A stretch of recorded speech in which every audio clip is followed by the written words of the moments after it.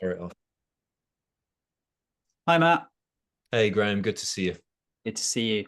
This is the Crazy in Love podcast. Today, we're talking about the difficult decision whether to stay or go, when to decide, and how to decide how best to end a relationship. Why is this an important topic, Matt? Is this something you see quite a lot in your couples work or individual work, or Yeah, why are we yeah, talking about this? yeah, definitely. We see it all over, don't we? I think we see it in celebrities and kind of public relationships as well. And I think good relationships take work. If you think of the couples that maybe we admire or that come to mind, David and Victoria Beckham, or Beyonce and Jay-Z, or Barack and Michelle Obama, all face challenges and have weathered hard times. And I think we admire that bit. But I mean, those are pretty hard times. I think we live in a culture of instant gratification. There's always the allure of the new, isn't there? It's tempting to cut and run. It's not terribly glamorous or fashionable to rebuild after an affair, for example. Mm.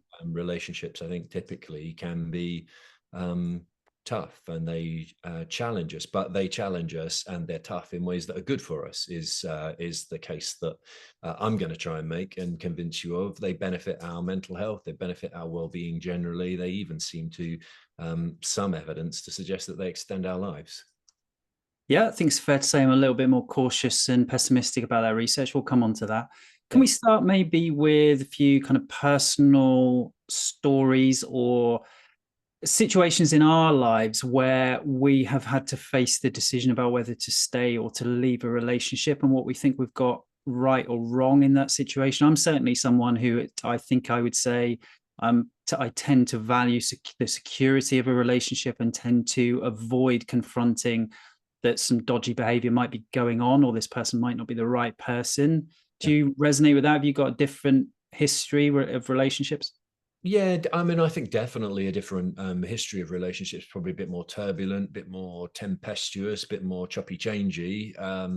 But I think those questions come up for anyone in my long-term relationship now. I've been married for how long have I been married for? 20, This isn't going to go down well. 20 years nearly. So there's lots of moments where I think the relationship is maddening and frustrating, that I felt underappreciated. I'm sure that's also true. I know that to be true of my wife. It's what people say, that they feel underappreciated. They complain about things like their sex life not being fulfilling. They think their partner's work takes priority over them. Even like in some recent polling, 20% of people will say they feel neglected by their long-term partner. So I think relationships are inherently like come with difficulty, not in that first, flush, not in the first couple of weeks, couple of months, even first couple of years. But when something settles down, I think beyond that time frame, there are harder times, leaner times, and sometimes it's worth persevering. There's gold at the end of that. It's worth the hard yards. Other times, I think, as you're suggesting, it may not be worth it. It may just not be right. And that's probably a conversation for a different podcast. Yeah. Part of the difficulty when someone's considering whether to stay or go is how tough it might be to talk with people around you about what's going on in your relationship. So obviously, if things are really, really bad, you might lean towards a friend. But if it's just we're not having sex enough, or we're fighting a bit too much, or I really hate this part of her personality and I can't find a way to tolerate it, we don't tend to talk to our mates about that sort of stuff. Oh, I You agree. mentioned affairs previously. If we talk to friends about our partners having an affair, they're likely to move into those black and white positions of you should go, you Yeah, should sure. leave, you deserve more. Yeah, sure. So it's either you're either faced with simple solutions to answer that question, or you might be a bit nervous about even talking to other people about the dilemma that you're facing. Yeah, I'd agree. I think it's hard to talk about all that stuff, isn't it? I think honestly, we don't really talk to our friends about who does more housework or how we manage money. I certainly don't think guys are doing that very often, but it does make us unhappy. And I don't think there's any kind of gender divide on that. If we're not getting what we want from the relationship, it makes us miserable. It makes us resentful. I think relationships are inherently challenging. I don't think the conversation, around relationships and what you can realistically expect from them is very mature. I think we're still sold a load of nonsense about relationships, that they'll somehow come easy, they'll be instinctive, that they'll be all enduring, that they'll be satisfying, that they'll make us feel, happy and even giddy over the long term. And I think there are moments of joy. There's a real pleasure in staying together. I think there's fun in long-term relationships, but there is also, they do sometimes take on the quality of a chore. I think that bit just doesn't get said. Yeah, and sometimes crazy making, hence the name of Yeah, this. sure. Yeah. And sometimes I think for me, the kind of crazy bit is our expectations are crazy. It's like, Yeah, well, how could this yeah, continue to be? How could it be unbroken? It's like, even if you just thought of night and day and, work and rest, it's like there's a kind of yeah, oscillation, isn't there? but Relationships yeah. sometimes feel easy and they're supportive. The way in which relationships may or may not help you live longer is you've got an inbuilt support system, right? You've got somebody there to take care of you if you do fall ill, encourage you to go to the doctor on a Right. regular basis, get those kind of appointments, get the treatment program moving, adhere to it, and someone to help you recuperate is probably like the most sensible way of understanding whether relationships and long-term relationships and marriage really does help you live longer. But it's not all that. There's plenty of, it's really annoying. Relationships are conflictual. How we spend money, what we spend it on, how we spend time, whose family we spend more time with, whose friends we see more often. They bring us face to face with all of that tough stuff. So part of the answer to the question, should I stay or should I go, is, well, factor in your expectations of relationships, right? That you've absorbed all of the cultural lies about relationships, the crazy idea that one person could meet all of our physical and emotional needs throughout our lifespan. But you were going to make a broader argument for, I guess, the default position of stay rather than go. That Well, more yeah, I people, suppose the argument is that the tough bit of relationships isn't a bad thing. The tough bit of yeah, relationships, that they're a unique opportunity.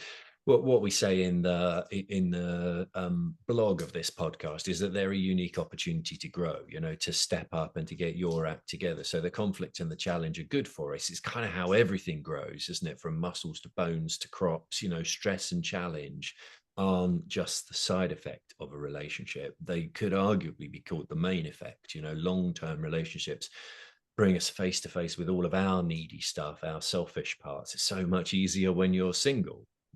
You can stay calm if you're having a quiet night in on your own. Like, nothing's going to perturb you very much about that. But if you've made dinner for your partner and they are an hour late getting home and they haven't been in touch and text, that's going to make you mad.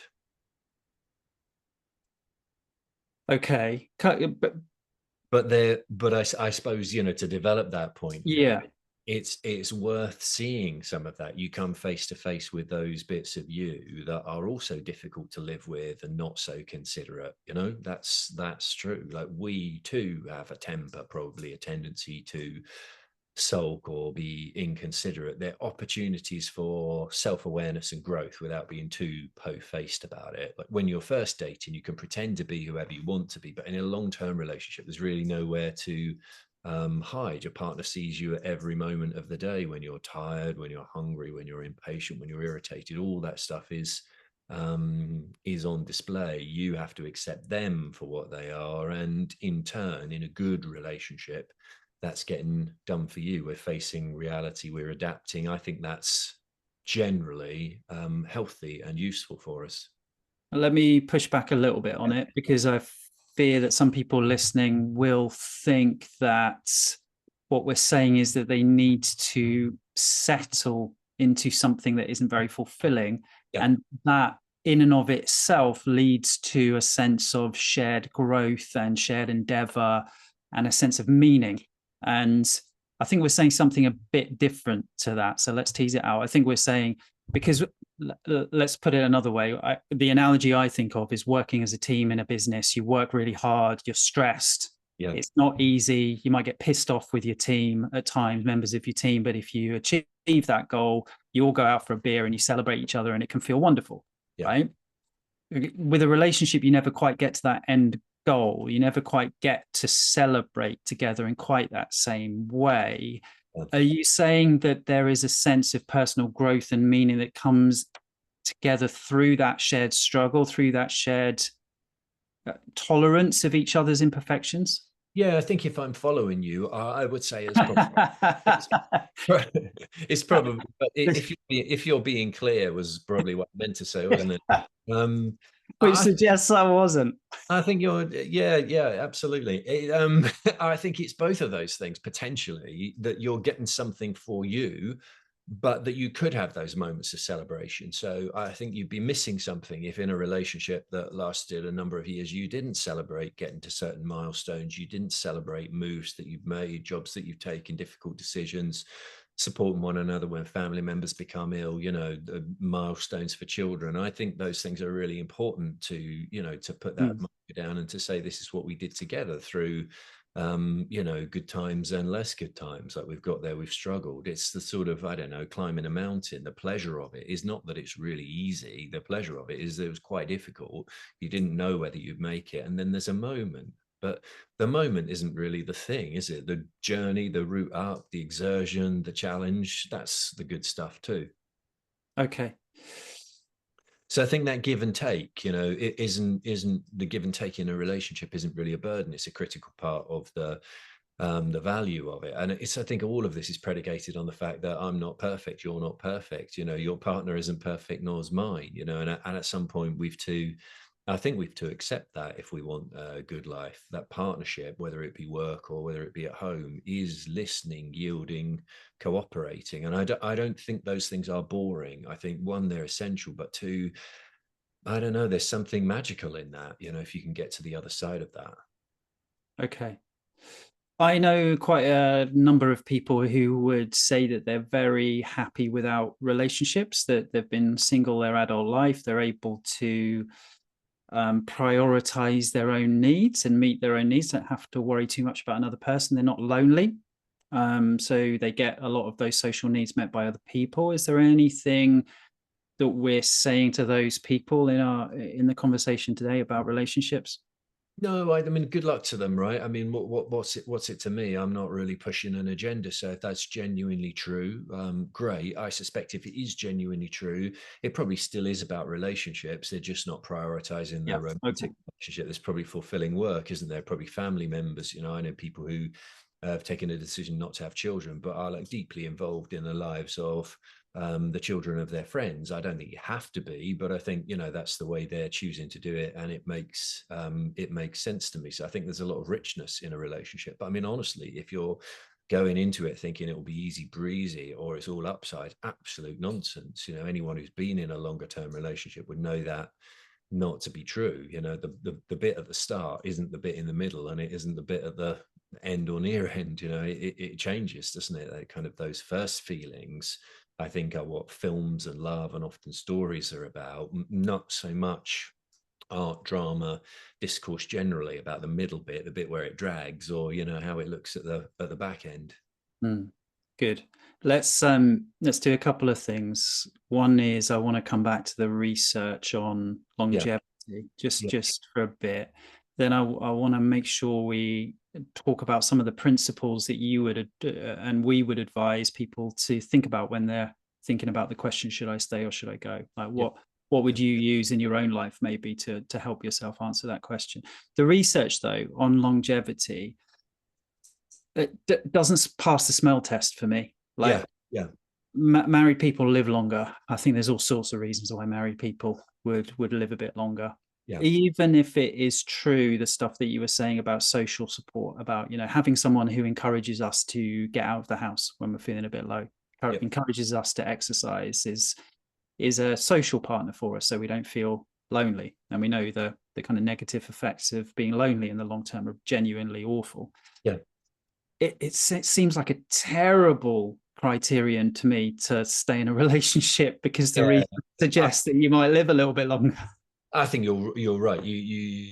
That's not quite how I'd think about it. I think there's something quite common sense that somebody in my life definitely puts the brake on my worst excesses and encourages like better behavior for me. So not just a healthier life, but a happier life, because those excesses really generally have not made me happy. I don't see them making many people happy either. So lots of studies do seem to find that improved cardiovascular health, cancer survival rates, even some evidence suggesting that there's a higher risk of developing dementia for single people. Now, I think all of that's a bit stark. It's a bit crude. I mean, I couldn't do any better than say, I think there is some protective factor in marriage. You then get into causality, wouldn't you? Is it the kind of Yes. person who values those things, who chooses a relationship? And I'd be perfectly happy for you to say that's as least as likely to be the case. So I think for me the value of the relationship is we're stepping through something together. Somebody is witnessing me, I'm witnessing somebody, I'm part of their life. Sometimes it can be really enjoyable to celebrate other people's successes. I think family life is harder when you're doing it on your own, or you're doing it outside of the kind of setup we're talking about. So I think if it's not for you, it's not for you, right? I certainly wouldn't get married for be in a long-term relationship for some supposed health benefit further down the line in maybe a few decades. That's not quite what I would take the research to be telling us in the real world. Okay, fair enough. What do you think? You want to say anything more about that? No, I don't think so. I'm not sure it's enormously helpful for me on an individual basis, or for the people I talk to really think through it in that mindset. It's a relationship in a specific context in their life. I don't think that whether this relationship is going to help them live longer Yeah. is particularly helpful for them to use as a basis to make that decision. It might be that they appreciate that relationships more generally are good for them in all sorts of ways. So yeah, if this relationship isn't right for you, pursue other types of relationships, romantic or otherwise, in your life. Great. They offer protective factors, but it doesn't necessarily help you answer, should I stay in this relationship right now? Which is where I want to kind of take us next. Like, if you were faced with that situation, how would you consider, what would you consider as part of your decision? Now, for me, some of the things are inevitably circumstantial. Yep. So how much have I already invested in that relationship? If I've got children and a mortgage with someone, I'm going to err Yeah. on the side of staying first and foremost. But there are other factors for me along the lines of how stark are the personality differences. Yeah. Like, do we have a shared vision of the future? Do we have a shared way broadly of seeing the world and what we value? And then it comes on to more minor factors for me around, do our physical needs match up? Can I tolerate their imperfections? Do they bring out the worst in me at certain situations? And if so, why? It's kind of questions like that I'd be thinking about. No, that's good. I mean, I think, to be honest, you may have answered some or much of that question. I think, I'd say, can you meet in the middle on those things? Can you trade on them? Can you take turns? Can you negotiate? And if you can, you might be better off staying. Often we are swapping out one set of problems for another when we take on a new relationship. There isn't going to be somebody who meets your every need. There isn't going to be somebody who won't disappoint you in some ways and, surprise you in a way that you're not really wanted to be surprised by. I think that is relationships, good and bad. So I think if you're partway there, if you're meeting in the middle, if there's satisfaction, if there's happiness, and there are moments of joy, you might want to take that quite seriously.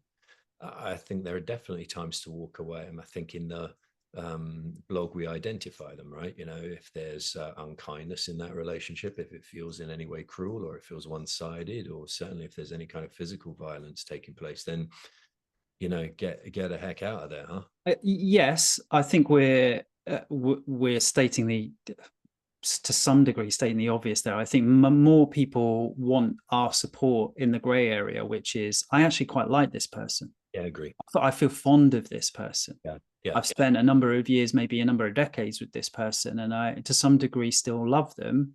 yeah. But I don't necessarily want to be with them No, anymore. I don't feel the depth of yeah. desire for them. I frequently get annoyed by them. Our lives are just drifting apart. It tends to be more in that area where Yeah. I'm talking to people about the question, should I stay or should I go? Yeah, I think that's right. It's well put. I think I'd probably try and eliminate some things first, almost before you're making the decision as well. That you might want to dial down your musts and Mm. shoulds. You might want to see endless preferences for what they are. They might not really matter. There isn't a correct way to stack a dishwasher, right? the kitchen doesn't necessarily have to be as clean as you would like it to be. You don't have, some of those things you can trade on. Maybe let your partner have their way. I think there is a project to be less demanding, a bit more selfless, to be your best self. I think if you know you're bringing that, if you're really engaged in that project and it's not working, you're not getting met, you're not getting what you want from it. That would be the point at which I'd make the decision. But I'd check that you haven't got an insane wish list of Mm. somewhat unrealistic things in operation.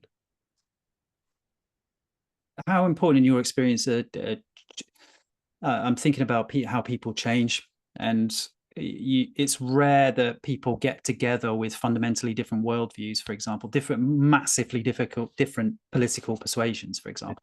Yeah. But people change, right? People tend to get more conservative over time. So I often talk with people who one partner might have stayed really similar in their worldview, and one partner might have shifted into a slightly more kind of socially and economically conservative place, and that's a really difficult place for them to be as a couple. Like, what what do you think about those kind of personality or worldview differences, and how much stock people should put in those in a relationship long term? I'm in danger of saying something a bit kind of mealy mouthed, and I think there is a meet in the middle point, right? If you can take the other person's perspective, if you can see it, if there is some common ground, I don't think those things are deal breakers. But I agree with what you're saying. I think when there are really fundamental differences around values, that is a problem. That I think that's going to be really difficult to overcome. Yeah, I think so too. People, as I say, people don't tend to get together in that situation.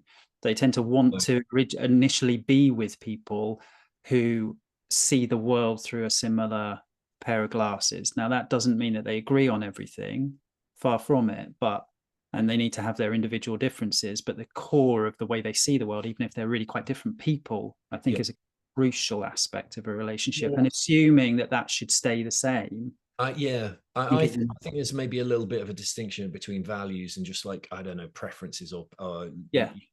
character traits. So often people will gravitate to somebody who's kind of somewhat dissimilar to them, to the Yeah. least developed side of them. So somebody who's a bit organized and anal maybe would like really enjoy meeting somebody carefree and spontaneous, and vice versa. Somebody who is Yeah. cautious and whatever around money and really prudent would like that kind of you'd like the exuberance of somebody who cares less about those things, vice versa. You see that underdeveloped bit of you, and I think it's at a less conscious level, but you kind of gravitate towards that. Sometimes those things then kick you in the arse in the relationship. That's where I think you can meet in the middle. That's less a value and more, I mean, does it really matter? Like, got different ideas of what sort of holiday we go on, and how that would be organized. Those things can be traded on. Like, my preferences for that stuff don't matter that much. Being with somebody else who wants to do it differently, that can be enlivening over time. Sometimes like that can really take you out of yourself and be of use. I think the value stuff, those deeply held values, I think that's probably, I was going to say insurmountable, very difficult to surmount that. Very difficult. I agree. I think that's a really helpful distinction. I think of it in terms of the big five personality uh, dynamics, the ocean Mm. acronym for them. I won't go into them in detail now. People can Yeah. look that up separately if they're interested. But I think seeing it through that lens is helpful. That Yeah. people can have relationships with anyone and often be attracted to people who are completely different to them on those personality dynamics. Yeah. What can be a problem is if those people change and those personality dynamics change over time. So the very extrovert, Yeah. outgoing person who you fell in love with tends to go much more introvert as they get older and enjoy being at home, and actually that part of your life feels smaller over time. That can be a problem. Yeah, definitely. And I think there you've got a couple of choices, haven't you? One is to name it and ask for something different and see if there's some movement there. You could put up with it and you could find an outlet for it somewhere else, right? So okay, they no longer enjoy those things as much as they used to, but have you got a bunch of friends, or would you be willing to join a group of people who are like-minded, and therefore you preserve the relationship that way? Or you could decide that is a deal breaker, or alongside one or two other things, actually the terms of this agreement, so to speak, have changed. And I think they're all legit options. I'd probably try one and two before I got to three. Hmm. only other thing I wanted to cover before we finish up was loss aversion, and how, on the one hand, we're saying that because of security and because of emotional needs, we tend to want to stay in relationships, I think, more often than we fantasize about leaving them, but we tend to err on the side of staying with what we've got. And there tends to be a kind of loss aversion within humans. I think the evidence bears that out, although a lot of the social psychology research is, again, doesn't pass the smell test for me. I think that is a pretty robust finding that humans are loss averse.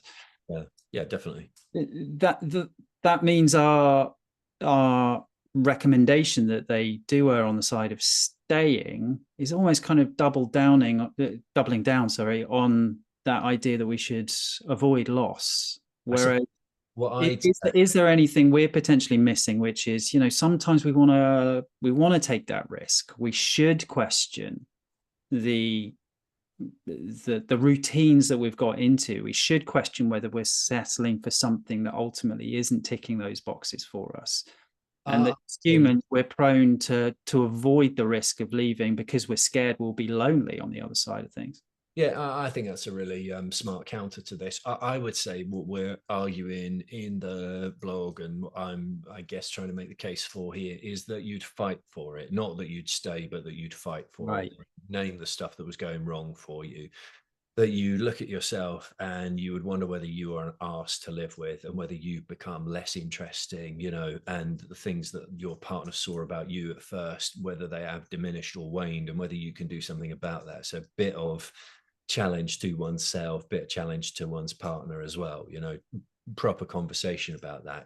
Have we lost some of the magic? Have we lost some of the joy in this? And what do we do about that? So that fighting bit,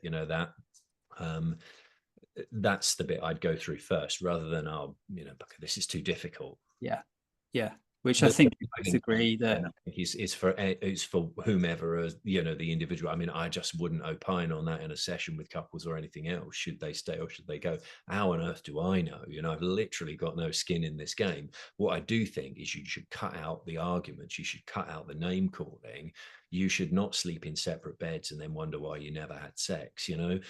You shouldn't find it, shocking and upsetting that you don't go out and do anything when neither of you arrange a sitter or, book an event or that's the kind of stuff. It's like, let's have a go at this first, right? We used to like one another. If we're not really gotten to the point where we're actively hating aspects of the other person's, let's at least give it a, proper shot. That's a really helpful distinction. I'm shocked by how many people I see who've been in relationships for a number of years who are surprised when their partner breaks up with them. Yeah, sure. That they haven't gone through that process that you've just talked about, that they've maybe been a bit unhappy or assumed that things have been fine, and then it comes out of the blue. And I just think that is always always upsetting and a mistake for both parties. That there's usually something to gain from that process of fighting, even if it's just self-understanding and emerging from it a slightly better person. Yeah, I think, just to make you right on the point about putting up with something that really probably is intolerable, I'm always surprised how much sexlessness there is. It's a kind of physical impediment. It's usually at the very least nice friction, and it's often more than that. It's feelings of affirmation and being desired. For some people, it's even a bit more transcendental than that. It's a bigger kind of thing that they're going after. But whatever level that exists on for you, people have cut that off, and it's such a peculiar appetite to deny, and people almost always care about it when it comes down to it, but they're not turning into their partner and saying, hey, we don't do this anymore and I miss it, and then give the partner the opportunity to say, yeah, me too, what's gone wrong, like, can we, and it's not quite this easy, I'm giving it in a sort of simple form, but like, okay, how do we fix this, like, what would it be? And often it's like we go to bed at separate times and often in separate rooms, or somebody's fallen asleep on a couch. It's like, well, when did you think it was going to happen? How did you used to have loads of sex at first? Which is often the story I hear. Well, you were in the same space, you were proximate to one another for big swathes of time. We're going to need to counter that, right? And if you do some practical things and it still doesn't work, that might be the time to go. But if you do some practical things and rediscover that's still a pleasure, it might be a reason to stay. I would just do the practical things. I would have a go. I would fight for it and then make the call. Good. Well, I hope you know, Matt, I'll always fight for this relationship. I'll always put the effort in and tell you where I'm dissatisfied. I don't think we should let our viewers in on that and our listeners in on that conversation. Lovely. All right. All right. Nice to see you. See you next time. Bye.